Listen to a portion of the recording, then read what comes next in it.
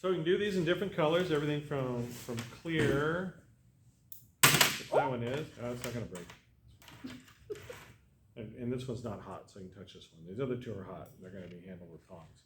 So the one thing you need to remember is not like the perfect ruin the good. Especially with glass, you're gonna drive yourself crazy. And this is nature, and nature comes in many different forms. So let the nature of the glass help determine the nature of your leaf. You can tell there's little twists in here, and there's a reason for that, because most leaves have slight little twists in them, and I like it. So there you are. So that's a clear one, and we got a purple one, and you probably wouldn't find that leaf in nature, but maybe in anime. In my front yard, you find purple leaves. Oh, there you go. I tend to like to use translucent colors, and this is kind of a golden colored one. So where I lived, there used to be leaves this color down the street I walked, and it was like literally walking on a golden brick road. So it was kind of cool during times of year. So I'm going to put the ones that I just made back into the kiln so they can finish.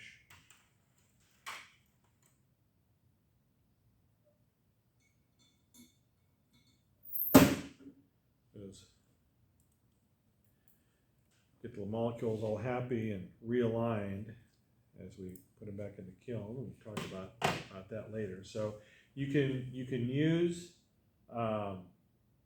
actually a crock pot with vermiculite if you don't have a kiln.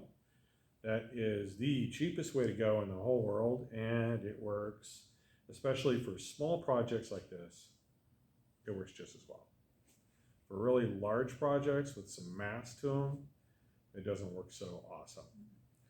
But when you're annealing stuff, small stuff, you can just get a crock pot, turn it on high, dump some vermiculite, which you can pick up at your garden center in there, and you can put your stuff in there and it'll be fine.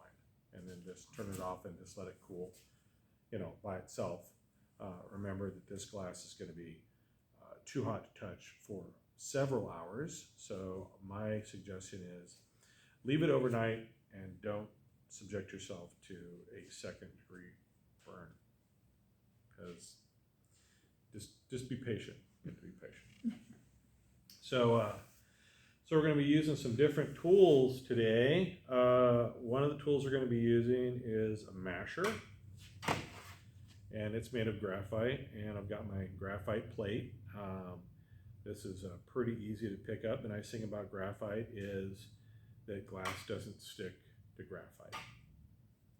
So the same stuff that you use for pencil lead or something similar, similar to that, you can pick up and do that. So, but I've got a masher, which is nice to mash down. But, I could also use a paddle. Paddles are cheaper, graphite paddle, and mash it down. So graphite tools are nice. Start collecting them. And one of my favorite tools is this little dental medical tool. I actually picked this up at Harbor Freight, and you may not see it, but it's kind of serrated on the edges. And this is much better than a pair of pliers or this. There's another tool I picked up at Harbor Freight. And this is nice for just grabbing little pieces off, but this is really nice for holding on to pieces that are a little difficult to grasp and working with them. As much as you're going to be tempted to, don't ever touch it with your hand. A little nudge is going to cost you. So we got some other tools as well that I'm going to use to put the little holes in for loops.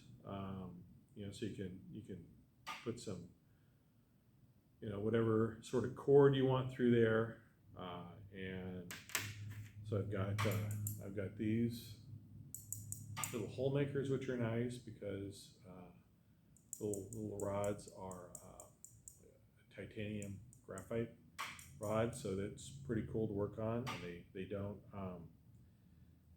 mar the glass. They don't stick to the glass, which is good, because if you used like a pair of pliers, it would stick to the glass. And so these are nice to get. They're kind of a good cheater's way of making a hole. I recommend cheating as much as possible when it comes to art. And I've got another little tungsten pick I can stick in there and widen the hole out. I've got a little brass tool. Brass is also good because the glass doesn't stick to brass. So one of the things we'll do much later on is some blown glass seashells. Mm-hmm. And one of the tools I use is I went to an antique store or secondhand store, and I picked up some old brass spoons for next to nothing, which is good, and I use them to manipulate the glass. Nice. So there's, lots of cheap ways to kind of get tools. You don't have to have custom made brass tools if you can like cheat it through some other means. Cheat. We're always going to be using these little brass mashers here. It's another one of my favorite tools. So I tend to, if I'm going to put a loop in, I kind of smash the glass down a little bit, make it flat where I'm going to put the loop in. It makes it a little thinner, so there's less glass for me to work the pinchers through to make the hole. Like I said, it's all about making this as easy as possible. And today, the most important tool we're going to use is this, and I don't know if you can see it. Yeah, kind of. But you can see the serrades there. There's like a little chevron pattern. So what the chevron pattern does is that gives us the beginning of the chevrons of a leaf, which, as I show you, when we first start, it's not going to look like this. It's going to look kind of more like a coin. And then we're going to do some graduated heating techniques and start manipulating the glass. Now, I have messed these up so bad that I didn't like the finish. So what I did is I just melted it back into a ball, remashed it, and restarted it. And I will actually show you a demonstration of that. It's like, okay, it just didn't go the way. Here, let me fix that for you, actually. Yeah, so you can kind of get away with a lot of last minute saves.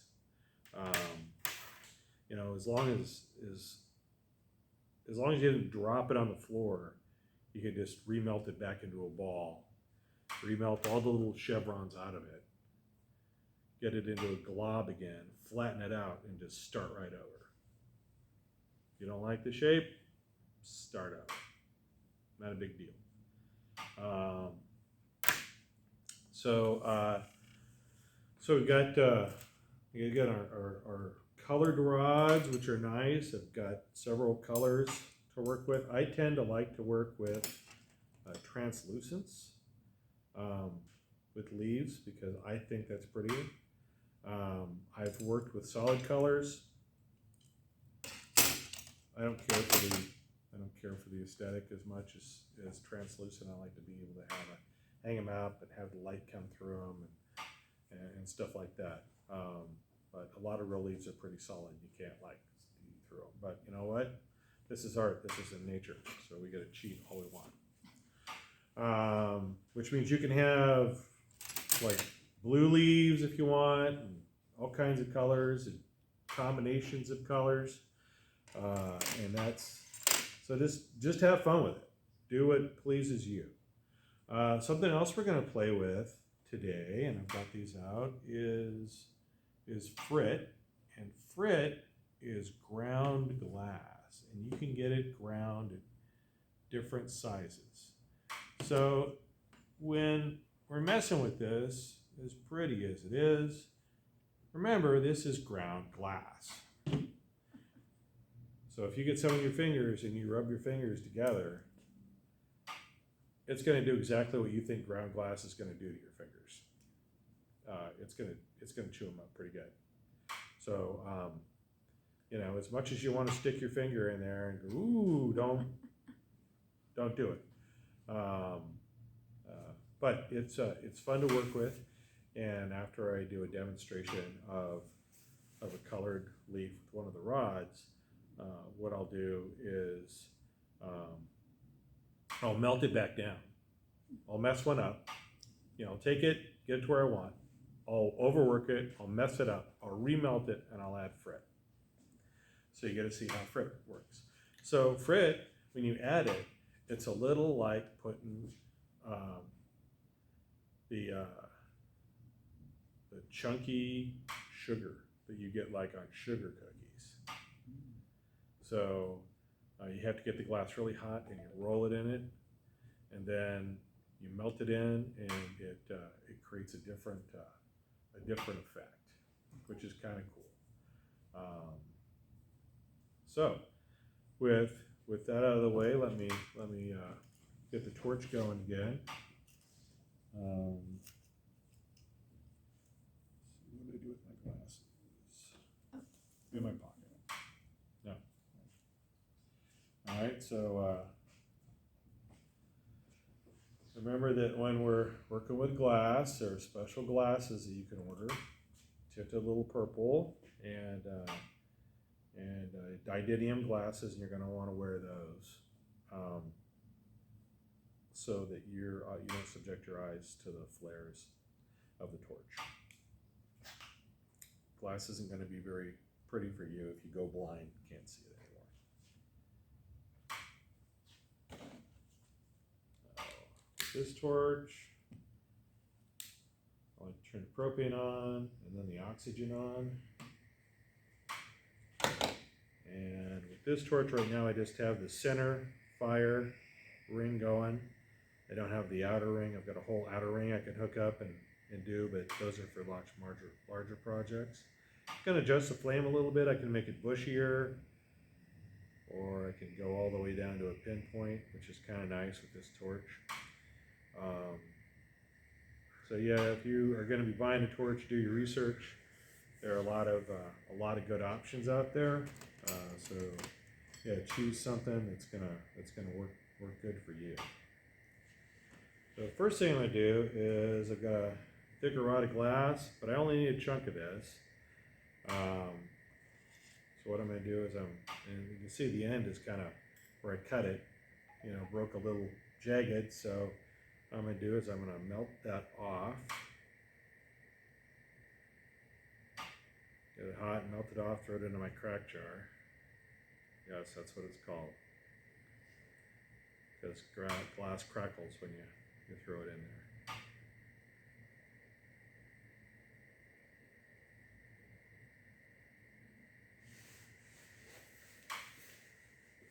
The reason I want to clean that end up is because it snapped like that. It's got some impurities that I don't want in my final product. So I'm just going to spin it off. Throw it in there. And also you'll notice I've got a little piece of metal here I've got down on my work table, so that if something drops, it's not going to melt through a plastic table, because that's not good.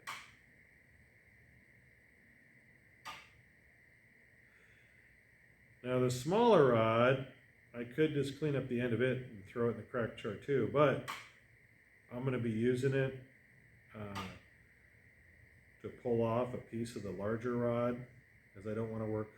Some people, you know, it's a little heavy in their hand. It doesn't bother me, but it's easier if you work with a little lighter material sometimes. So I'm just going to use it to join. So I'm not as worried about the glass where the two come together and join, because that's never going to be used in any sort of project.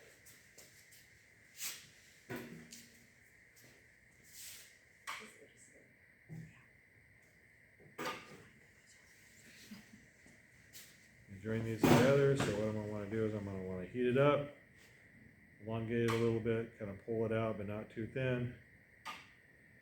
I want a pretty good straight connection there. Doesn't have to be perfect, but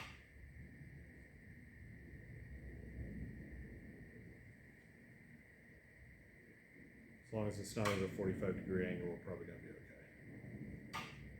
And you can see I can still actually bend the glass a little bit even now. Just kind of tweak it. So what I'm gonna do now is I'm gonna burn myself off. I'm gonna melt off a chunk to work with. It's actually, it doesn't take a lot, and really what we're gonna do is we're gonna encase the clear rod in color. So we're working with encasement. I'm sorry, what kind of glass are you working with again? So we're working with borosilica. So borosilica, the difference is it has a coefficient of expansion of 33, as opposed to soft glass, which the coefficient of expansion, depending on the soft glass you're working with, can be 90 or 104, or there's different soft glasses, and they can have different coefficients of expansion. And the important thing to remember is you want glass that has the same coefficient of expansion. So they expand and contract at relatively the same rate. Otherwise, you're going to have a lot of problems. Things are going to crack and break. And so you don't ever mix soft glass with hard glass, or soft glass being stuff for bead making, and then hard glass, which is what they refer to as borosilica or boro. You don't ever mix the two. So if you are working with both glasses and you have supplies of both in your shop, please make sure to separate them and keep them labeled appropriately, or sadness will be upon you. So I think I am going to work with purple, because I care for purple quite a bit, actually. I like purple. And I'm going to preheat my large clear rod a little bit. I don't want it glowing hot, but I do want it hot enough that it's going to accept the colored glass a little better. And you can see I've got my clear purple glass in there. It's a little sparkly, which is cool. So that means there's some metals in there that might, after we anneal it, might sparkle a little bit. I'm going to put it right on the top now that I've got my colored glass, and I am just going to kind of slowly paint it on. And I'm going to go down about 3/4 of an inch or so. I don't need a lot. I'm going to rotate this back and forth, put it back in the clear, go to the opposite side, go down a little bit. If your lines aren't exact, it's all right. You can fix that. You want to smooth, you don't want to force it. Let the glass flow. So I've got the clear glass rod just under the flame. I've got the colored glass in the flame. And as I get to the end, what I'm doing is I'm lifting up, pulling back, and I do just a tiny bit of a spin, and I'll take it right off there and separate nicely. Because if I don't do that, keep it too hot, and I try and pull way up, it's like, oh, well, now I got that little stringer. I'm going to burn it off, melt it in. But it's a lot easier. Your life is easier if you don't have to deal with that. So I usually go for opposite ends that I'm starting off with, and then I fill in all the way around it. It's okay if you've got overlap. What you don't want is you don't want gaps. And I'm just pressing just a little bit as I do this. And after I get all the color on, I'm going to go back over and I'm going to look, probably take my titanium glasses off, and I'm going to look for maybe little places that I may have a little gap where I don't have color. Because with some colors, especially the translucents, when you're working with them, it's hard to tell if you've got the whole piece colored or not. So I'm going to take a look here, put my reading glasses on so I can actually see what the heck's going on. It looks like a little octopus. So I can tell there's like a little area right here doesn't have some colored glass, and there's some area right there that doesn't have colored glass. So, you know, if I put on a little extra colored glass, it's not gonna kill the project. It's not gonna make it worse at all. But if I leave a gap where there isn't any glass, it's gonna be very apparent in the leaf.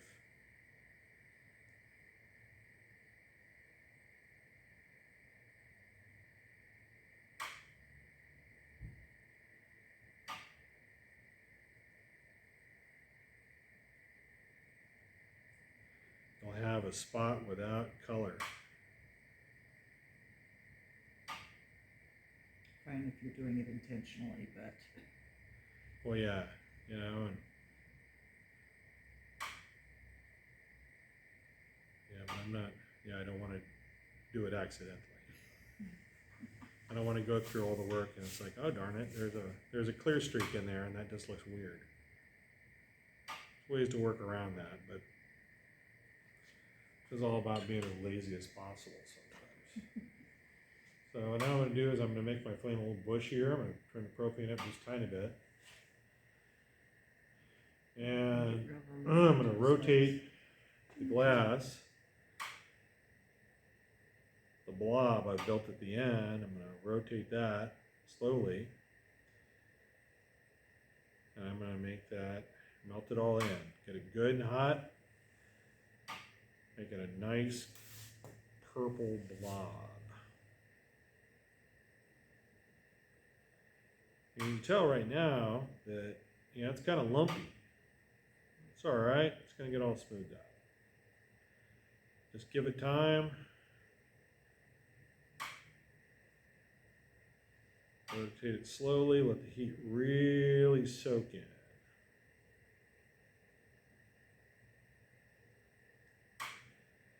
You want to get this stuff hot all the way to the core.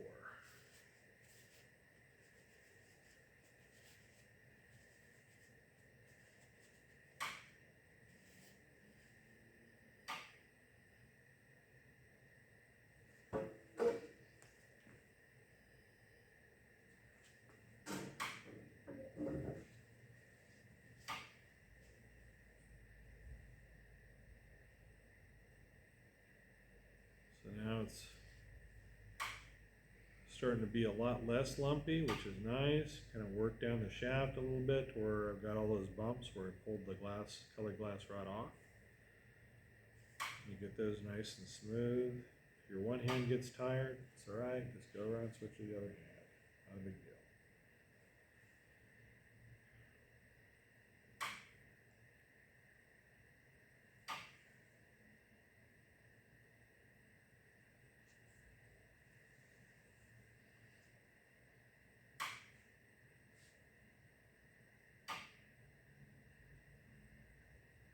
So the one nice thing I like about working with borosilica is I started off doing beads with soft glass with a little map gas torch in my garage. And that was fun. But the thing with soft glass is when you melt it and it gets hot and you pull it out of the flame, sometimes the process doesn't stop. So stuff is going sideways, and you want that process to stop. Sometimes it's like watching a slow train wreck. It's just you pull it out of the flame and it just kind of keeps doing what it's going to do. But with borosilica, if I pull it out of the flame, it pretty much stops doing what I don't want it to do. So you guys might not see this. Let's close back up. So there was a tiny little area in the glass that didn't have color. So what I did is I rotated, put my shoulder, my elbow up, kind of blobbed the glass out a little more, smoothed it out, and by rotating it, I allowed the glass, the colored glass, to flow into that tiny little area that was not fully covered with clear. So now I'm getting, you got, your little blob area here, and I need to get this hot, real hot. So what I'm gonna do is I'm gonna use my masher, and I'm gonna squish it.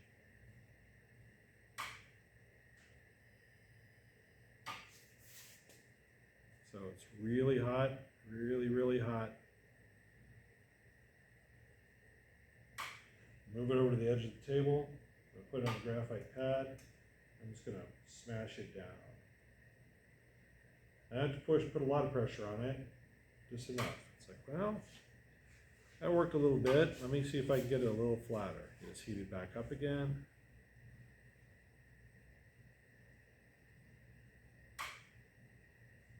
You see how it's a little sparkly, purple's a little sparkly, so that's kind of cool. I like that.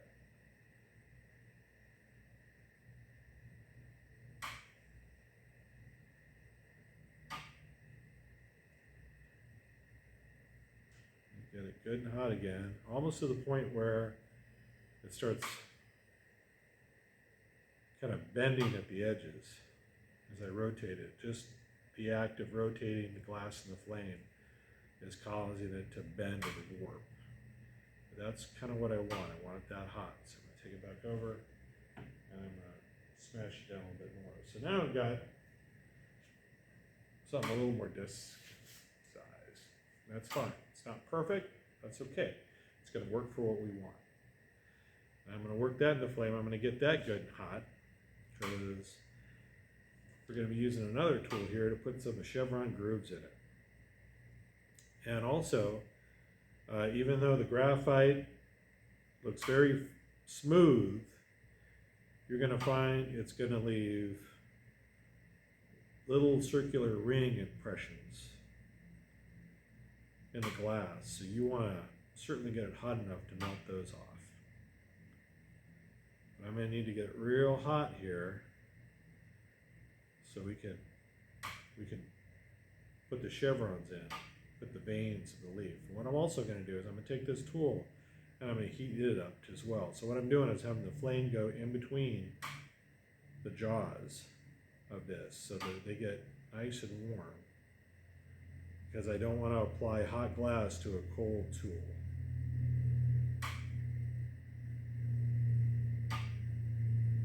Why? I think I know the why. Because it could crack. Okay, that's what I thought. Good question. All right, so now things are getting hot because the glass is starting to kind of wobble and fold a bit. So good, take it out. I'm just going to press down. There we go. Nice. See how it has the veins? Mm-hmm. But I've noticed that, you know what? I was a little off center. Now, some leaves, the veins are off center, so that's not a big deal.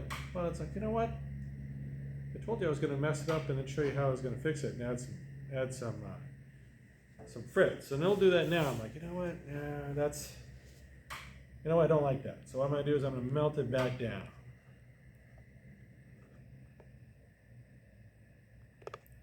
I'm going to melt all those little chevrons off.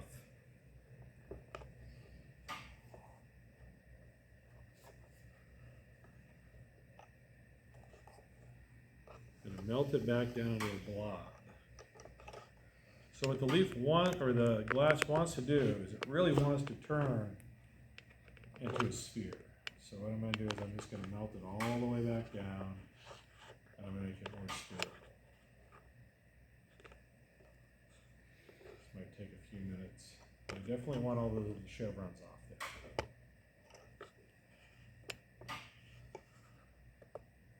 Trying to get this to rotate down a little bit so I can actually see the frit. I'll just back it up. That works.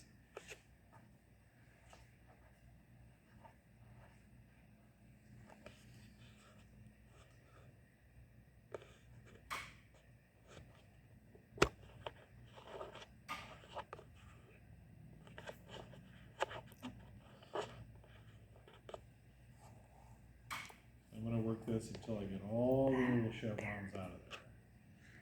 That's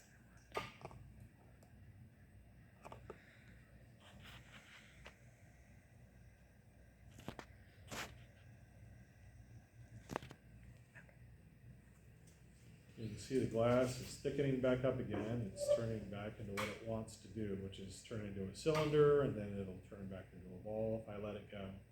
But really, all I needed to do is turn it into a cylinder, or something pretty close to it. So what I'm going to do is I'm going to roll it in the frit. I'm going to coat it with my own glass candy sugar. And I'm going to use a color called amber purple.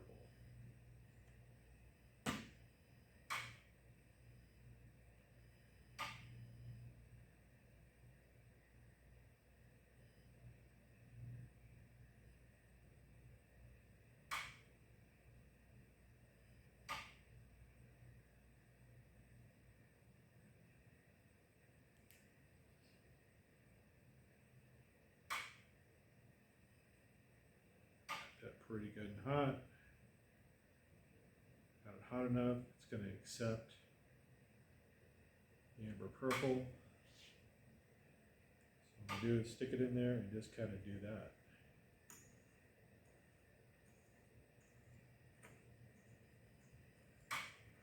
Okay? Just like granulated sugar.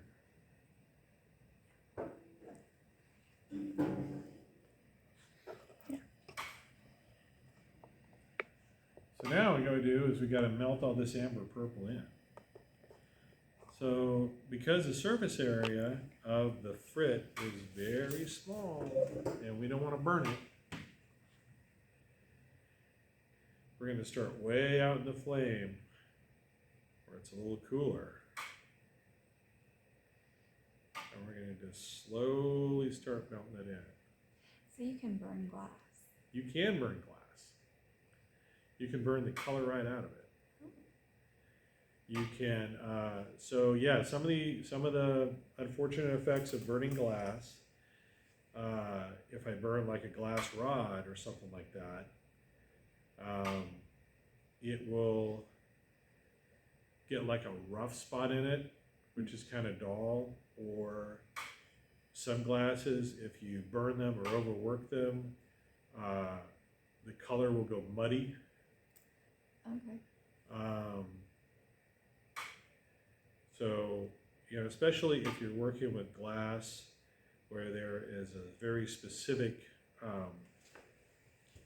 thing you want the glass to do, you know, that's designed to react in a certain way, but it will only react in that certain way if you apply the proper technique and heat and stuff like that.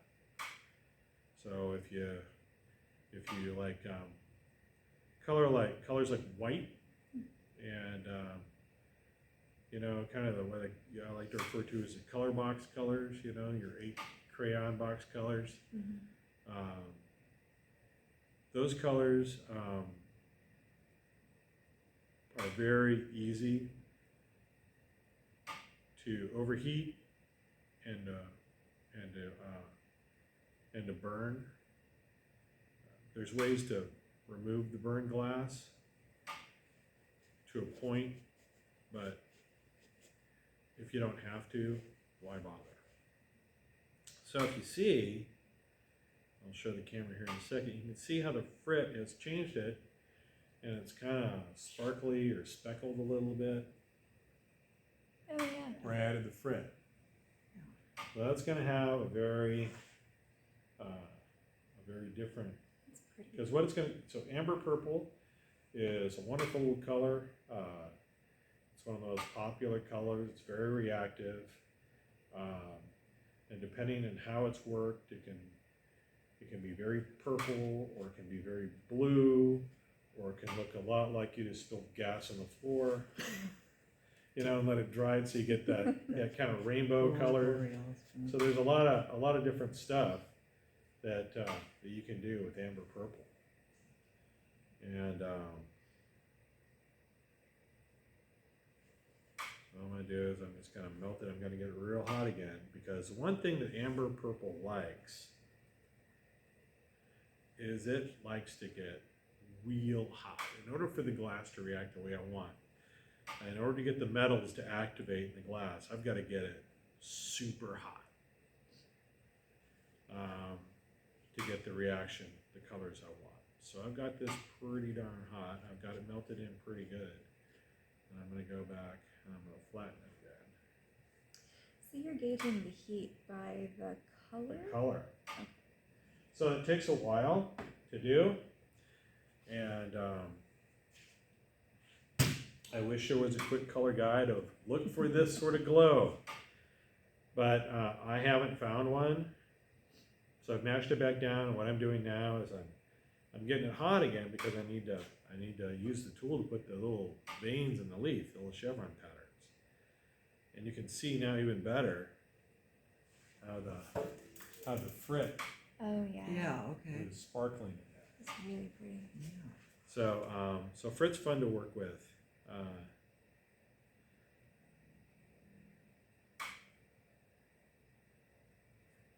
But it doesn't always do exactly what you want. Sometimes it just, you get lots of weird spots. So your stuff like, you know, I've done stuff and it's like, this is gonna look great. And I pull it out of the kiln the next day and it's like, it's got some sort of, you know, weird fungal disease going on there. What the hell? It's got pox. It's you know, yeah, this isn't good.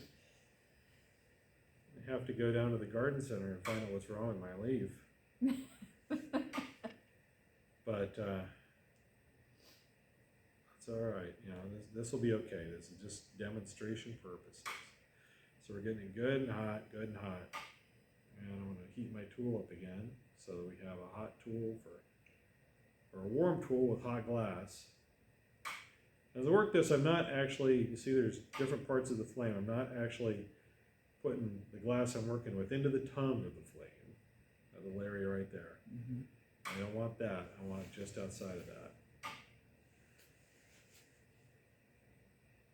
It's good and hot, good and hot, good and hot. So where you are right now, that's the hottest part of the flame, right? Yeah. Yeah.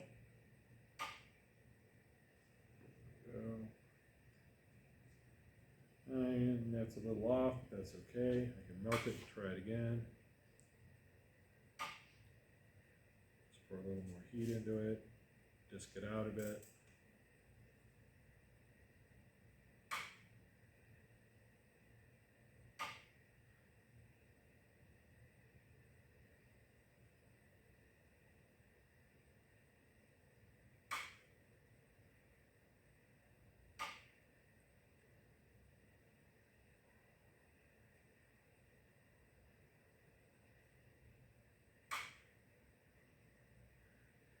Doesn't take too long to get the chevrons to go away.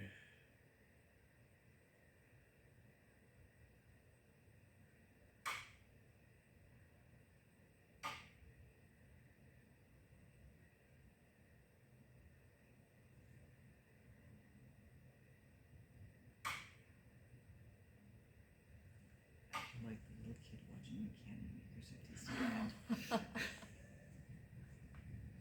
Stick it in there, press pretty good, hold it for a few seconds, release. And that's a little bit more centered. That's a little bit better. It's not perfect, but we're going to fix that in a moment. So, now we're going to do is we're going to put what they call a hot punty, which is a good strong connection I'm going to have to burn off. I'm going to clean this piece of glass off a little bit on the end, so I don't leave any messed up glass, garbage glass there on the end.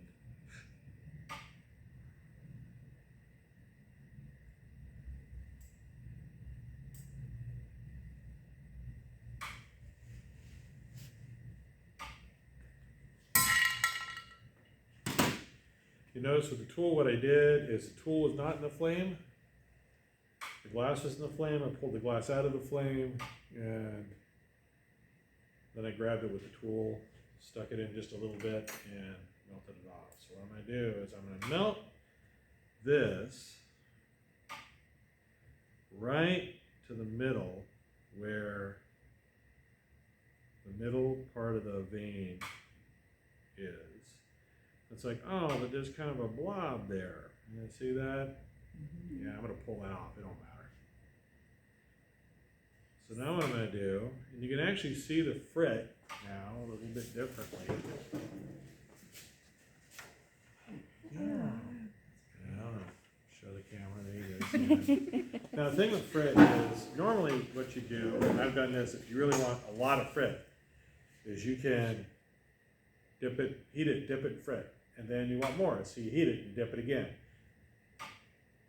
And if you've got a variety of colors, you can dip it in different frit. So you can kind of go wild with it. So what I'm going to do now, because that, okay, there are leaves that are that shape, but not leaves I like. What I'm going to do now is I'm going to gradually do some graduated heat, and I want more heat down on this end, then up towards the top. But not, I don't want to heat the area here yet. We'll do that later. I kind of want that to be larger. So I'm going to do what they call graduated heat, where I'm putting more heat down at the smaller end and less heat. And I'm going up probably about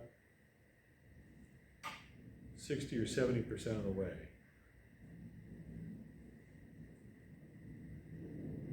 I'm just slowly rotating it, and this is the trick. You have to kind of rotate at the same time, at the same speed, or close enough. It's going to start kind of wobbling. You can see how it's starting already kind of get a little twist in it, but that's okay, because it's what I want. But what I'm going to also start doing is this. I'm going to start slowly pulling towards the end of the leaf. So I get it more of the shape. I'm dipping it in and out of the flame. You see? So now it's a little more like what I consider to be a nice leaf. Right. Right? Yeah. Now, sometimes you're going to pull too hard and that's going to come off. So you just reattach it.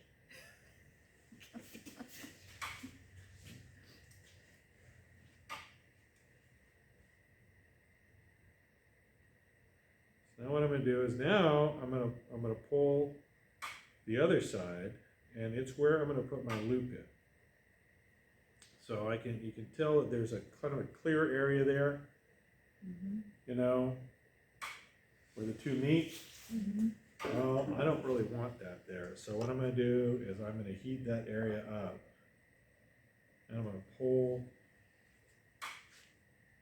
it off, and I'm going to pull it out, so that I kind of take the non-colored piece out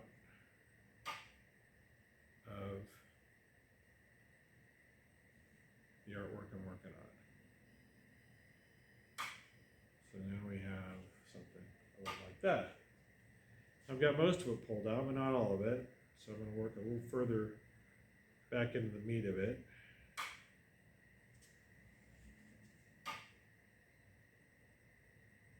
And this part can get tricky, so I can happily help you with that. It's supposed to be fun, not frustrating. I'm not going to guarantee glass is always going to be fun and not frustrating, but and we do our best.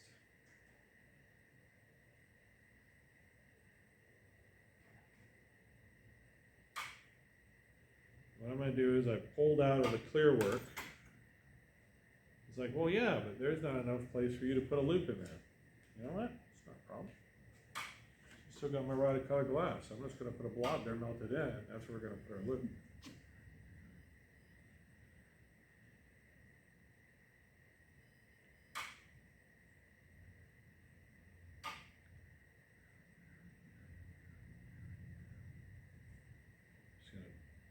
blob of glass in there.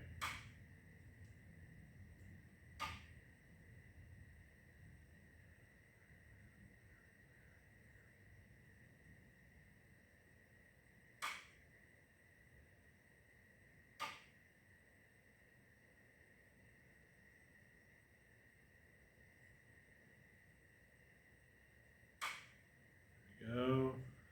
Make it a little more spherical. I'm going to turn my flame down a tiny bit. I'm working with a smaller piece here. Turn that into kind of a little button there.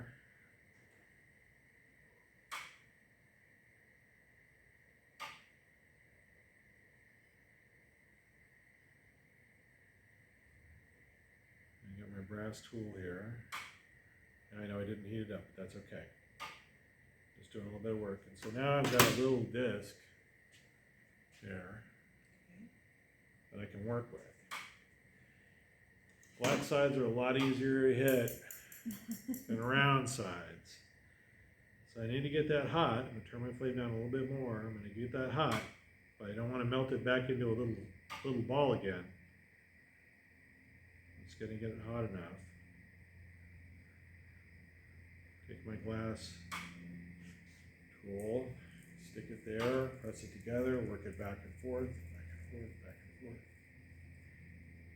So, punch a hole in the glass. Well, that got it pretty good. There's actually a hole in there, but I want it a little bit better, so I'm going to heat it back up. Stick this in, hopefully hit the right hole. You don't always do that. And I will help you with this part, because this is tough. This takes a little practice. So now I've got a little hole in there. And I can take another tool and actually widen that hole out a tiny bit more.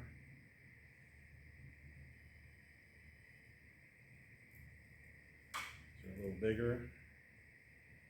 Okay, so now we have our little hole. You stick a cord or something through, and you know, depending on how big of a cord you want to put through, you could make the hole bigger or smaller. I don't tend to make them overly large. These don't weigh very much, so I don't need to put a lot on there. So next thing I'm going to do is I'm going to put what they call a cold punty, which is something I can crack off if I'm lucky. And I'm going to clean the edge of that off. There's a little kind of glass schmutz on there I don't like.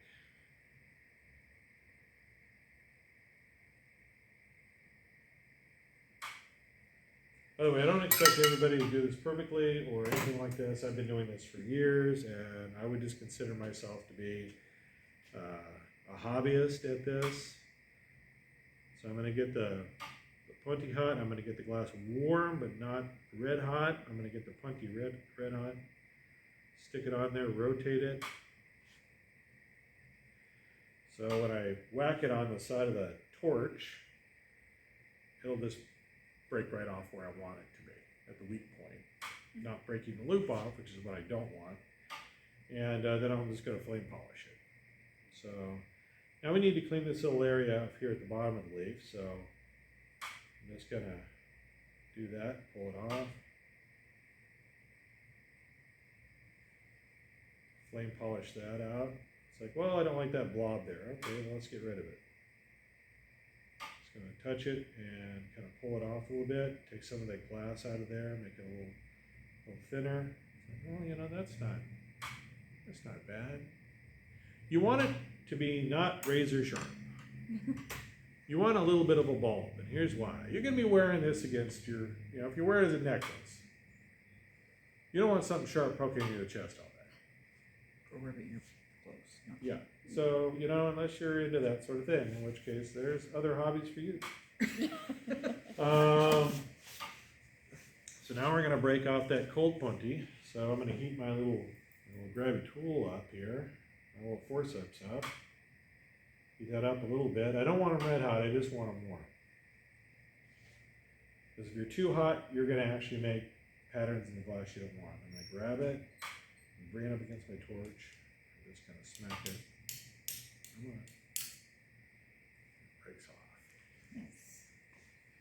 That takes practice. So I I will probably do that part for you. So this is later on. I don't want you to spend a bunch of time making an awesome leaf and then you get to the last part and break it off. And so what I'm doing is that left a little rough spot, so I'm gonna flame polish that off. I just have to be careful not to close the hole up. I'm doing it. Just polished. And there is our little purple leaf Pretty. That's very pretty. with a little sparkly frit in there, which is probably going to make it look like the leaf has got some horrible disease. That's it. You know that there's a market for that. Yeah. You know, there's actually a whole specialty of recreating botanicals in glass. Mm. There's a whole specialty of that, and the folks that do that are far more expert than myself in this. And so for the longest time, a lot of techniques, and even to this day, sadly, there are certain techniques that people keep to themselves. Mm-hmm. But back, well, certainly before the turn of the last century, the 1900s and 1800s, they really kept them to themselves. And back in the Middle Ages, if you left Murano and you were a glass worker, they would hunt you down. For you to share the glass secrets of Murano was a death sentence. The Germans got a hold of it anyway, which is good. But there was a father-son team that when Great Britain was out collecting botanical samples from all these tropical islands, and since the British Isles are not like tropical islands in any way, shape, or form, these wonderful tropical plants didn't survive well. So there was a father and son team, the glass workers, and they recreated, copied the tropical plants in glass. The father died, the son never married, never had any children. To this day, they don't know how they accomplished some of the techniques that they used. Corning has tried to, which, I mean, they've got the facilities to do it, but they can't destroy the glass samples they're given. Right. They can just examine them. And there are certain things they have no idea how they accomplished those effects. And it died with the sun. So yeah, so there's a weird factoid about glass. So sometimes if you are talking to other glass workers and you see that they did something really cool, you might find that they're a little cagey about how did you do that effect? And they may not tell you. That is sad. Don't get too bent about it. It's sadly the way it is. That might be that person's only ticket to making some money, is that they have a technique that other people don't know how to do. Yeah. This is one of the things I like about Corning though, because they have their own YouTube channel and they'll have guest artists come in and you can actually watch the process of them making Oh yeah. phenomenal works of art. It's just And glass is amazing, amazing stuff, and I love it because it's so versatile. There's so many things you can do with it. But like I said, I am a hobbyist. I am not an expert. The glass work I do is not period. You know, borosilica is way outside of our timeline. I work with it because I like the medium better than soft glass. I can accomplish some of the stuff that they did in period with borosilica, which is cool, and I don't have to have a hot shop to do it.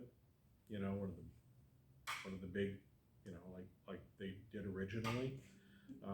So it's a lot more economical that way.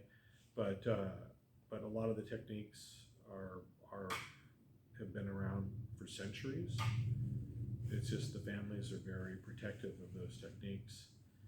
And, you know, if you want to see experts do stuff, you know, and you know, I mean, yeah, I can do some fun little cool tricks, but I've seen masters and, you know, people with,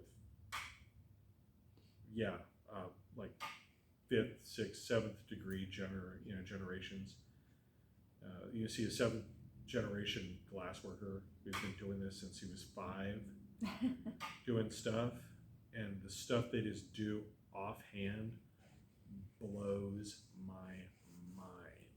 And part of it is, you're saying, it's like, well, how do you know when to do it? It's like, well, because the glass is the color I need it.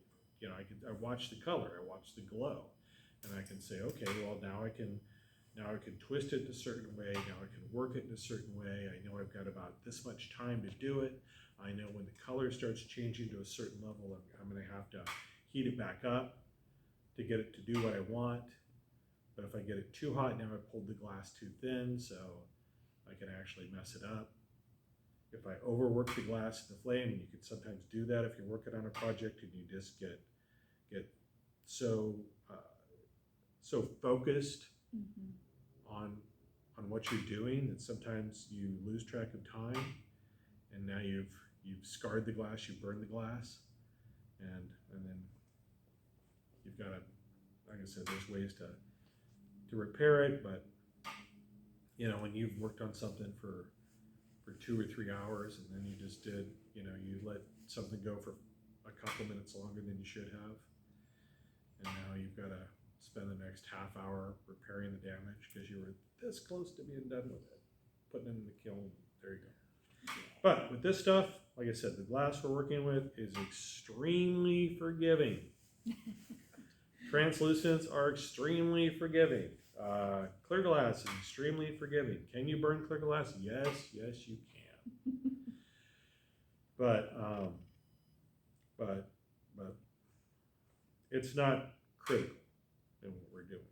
We're not making high-end jewelry stuff that's going to go down the runway in Milan.